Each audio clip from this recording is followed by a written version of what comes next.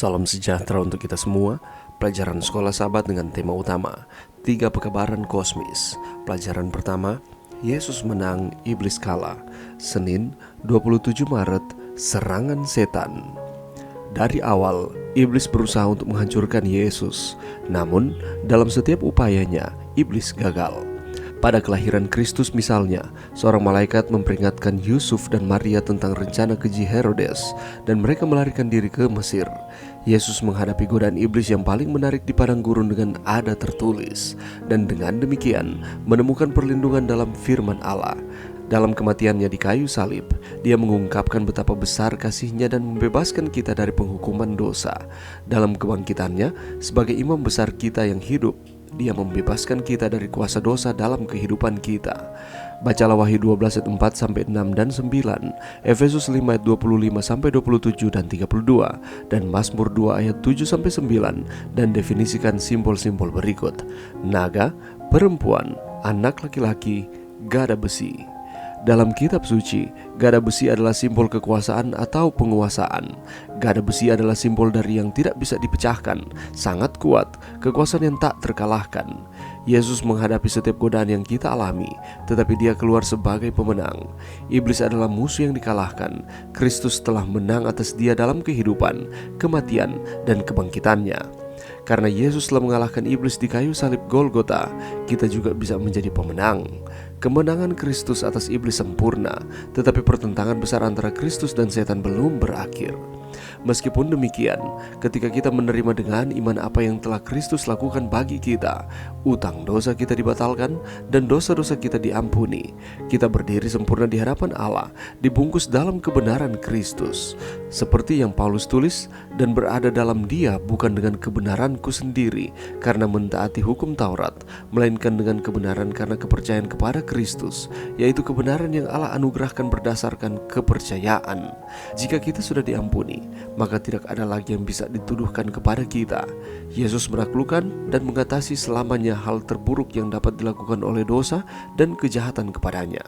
Dia melakukan serangan penuh terhadap kejahatan dan mengatasinya. Jika kita menerima Yesus dengan iman, kemenangannya adalah milik kita. Mengapa kepastian keselamatan? Karena kemenangan Kristus dan setan begitu penting bagi kita. Bagaimanakah bisa apa yang Paulus tulis dalam Filipi 3 ayat 9 dapat menjadi pengalaman kita sendiri?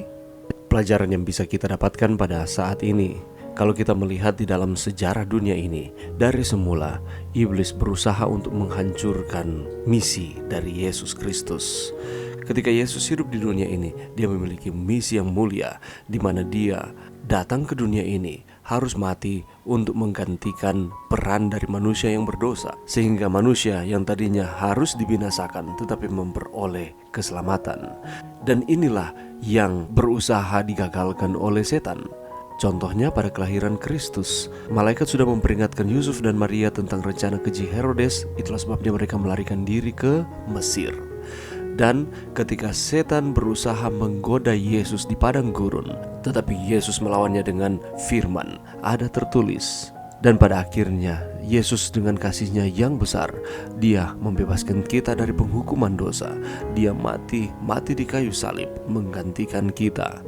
Dan dalam kebangkitannya sebagai imam besar, Dia membebaskan kita dari kuasa dosa dalam kehidupan kita. Sungguh luar biasa kasih Tuhan di dalam kehidupan kita.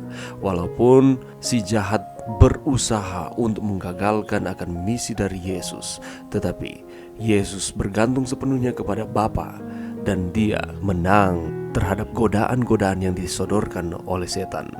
Walaupun Yesus sudah menang atas setan di kayu salib, tetapi pertikaian tersebut masih terus berlangsung sampai pada saat ini. Dan saudara dan saya, kita mau atau tidak mau, kita sedang terlibat di dalam pertentangan ini. Apakah kita mau setia kepada Tuhan atau tidak? Kita harus terus menyadari bahwa di waktu-waktu sekarang ini umat Tuhan harus meningkatkan kualitas hidup rohaninya, harus berlari mengejar perkenanan Tuhan, bukan malah bersantai. Karena setan pun bekerja semakin intens untuk menghalangi pemberitaan Injil dan mencari cara yang tepat untuk menipu, membujuk, mengelabui, menjebak, menjerat, menghancurkan manusia. Tujuan utama iblis adalah dia ingin menjauhkan dan memisahkan kita dari kasih Tuhan. Dan dia berusaha untuk supaya fokus, perhatian, sikap kita ataupun tindakan kita tidak sesuai dengan firman Tuhan. Ketika kita menerima dengan iman apa yang telah Kristus lakukan bagi kita, maka utang dosa kita dibatalkan dan dosa-dosa kita diampuni. Kita berdiri sempurna di hadapan Allah, dibungkus dalam kebenaran Kristus. Dan jika kita sudah diampuni, maka tidak ada lagi yang bisa dituduhkan kepada kita. Yesus menaklukkan dan mengatasi selamanya hal terburuk yang dapat dilakukan oleh dosa dan kejahatan kepadanya. Mengapa Yesus dapat melakukan hal seperti ini? Karena Dia telah menang terhadap serangan setan. Dan jika kita menerima Yesus dengan iman, walaupun tantangan kehidupan, serangan-serangan datang silih berganti di dalam kehidupan kita, tetapi yang pasti adalah kemenangan Kristus adalah milik kita. Dia tidak akan pernah meninggalkan saudara dan saya. Dia akan terus bersama-sama dengan kita. Sebagaimana Ia telah menang terhadap setan, demikian pula kita umat-umatnya. Dia akan memperlengkapi kita untuk kita dapat menangkal setiap cobaan, godaan-godaan yang datang silih berganti, dan kita akan memperoleh kemenangan. Mari kita terus setia kepada Tuhan, karena Allah sangat mengasihi saudara dan saya. Mari berdoa. Terima kasih Tuhan atas firman-Mu pada saat ini. Bantu kami Tuhan untuk kami dapat menangkal setiap serangan-serangan si jahat. Kami akan terus setia kepada Tuhan. Ini doa kami di dalam nama Yesus. Amin.